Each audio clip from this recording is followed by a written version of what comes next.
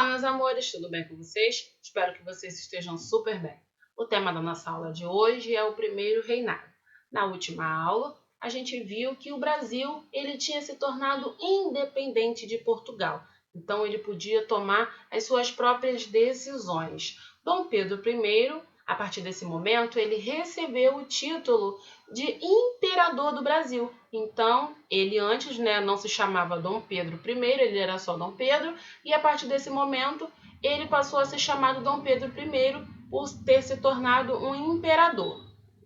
Com a independência do Brasil, muitas revoltas aconteceram, muitas guerras aconteceram, como já vinham acontecendo ao longo da chegada dos portugueses no Brasil. A gente viu muitas guerras, muitas revoltas, As pessoas não estavam satisfeitas com esses acontecimentos. E agora não seria diferente, porque o fato do Brasil ter se tornado independente de Portugal, muita coisa que talvez Portugal fosse fazer pelo Brasil, ele já não estaria mais fazendo. Então, muitos investimentos que talvez Portugal viesse a estar fazendo, então eles também deixaram de fazer.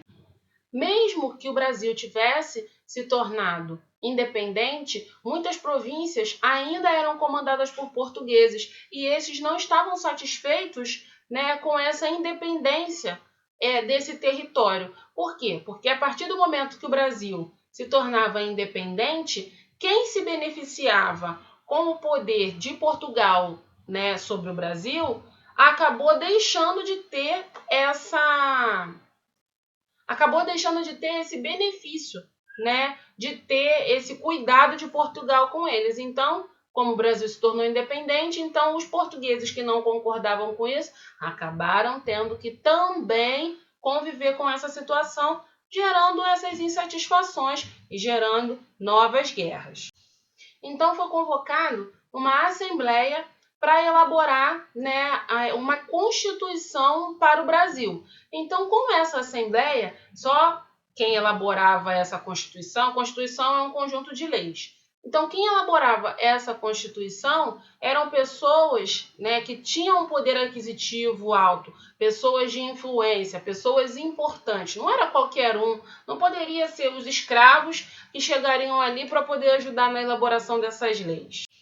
Nenhum representante do povo participava dessa assembleia, dessa reunião que acontecia para poder definir o que se tornaria lei.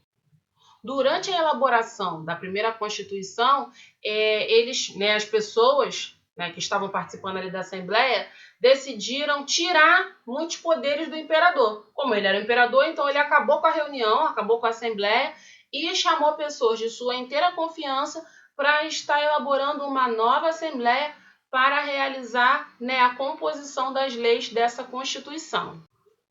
Quando a Constituição ela é formada por apenas uma pessoa, ela é chamada de outorgada. Quando ela é construída através do coletivo, através de outras pessoas, ela é chamada de promulgada.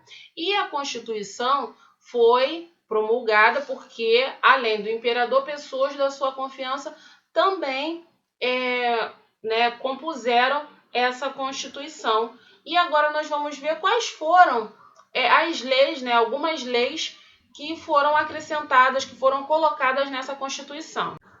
Bom, na verdade, essa Constituição ela não foi promulgada, ela foi outorgada, porque não tinha representantes do povo. Para ela ser promulgada, ela precisava ter os representantes do povo, que é o que acontece hoje na República, que é o que a gente usa, é o meio que a gente usa hoje para estar administrando o nosso país. Naquela época, Dom Pedro I, ele impôs a Constituição, então ele impôs o querer dele, não tinha representantes do povo. Então há essa diferença entre outorgada e promulgada. A outorgada é quando uma pessoa impõe a Constituição, e promulgada quando é discutido entre os representantes da população. Como a população incluiria tanto os portugueses quanto os escravos e não tinham esses representantes lá,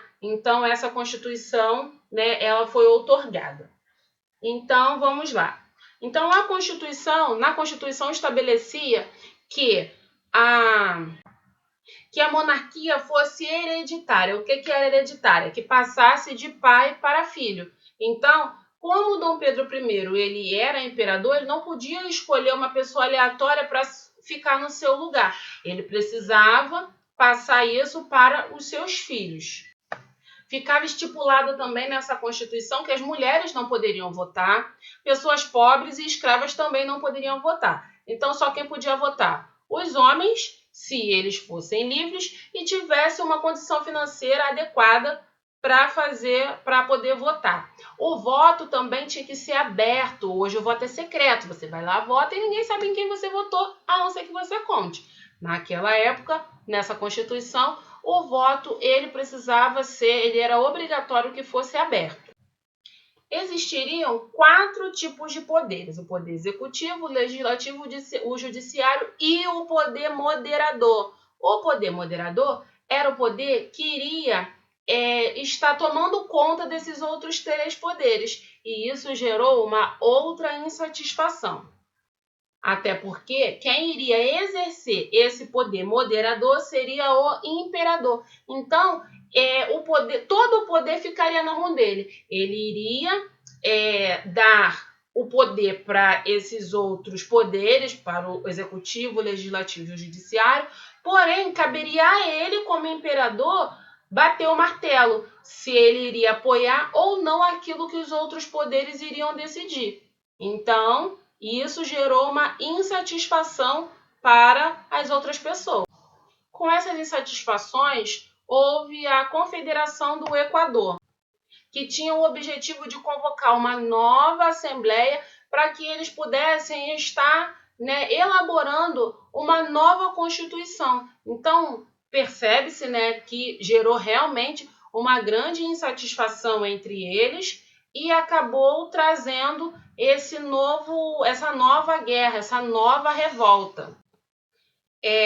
Esse descontentamento começou em Pernambuco, porém foi se espalhando pelas províncias até chegar às províncias que eram próximas à linha do Equador. Por isso o nome de Confederação do Equador, ok? Então agora é o momento de vocês realizarem as atividades de vocês com bastante atenção, com bastante capricho. Qualquer dúvida, vocês podem ir lá no grupo me procurar, tudo bem?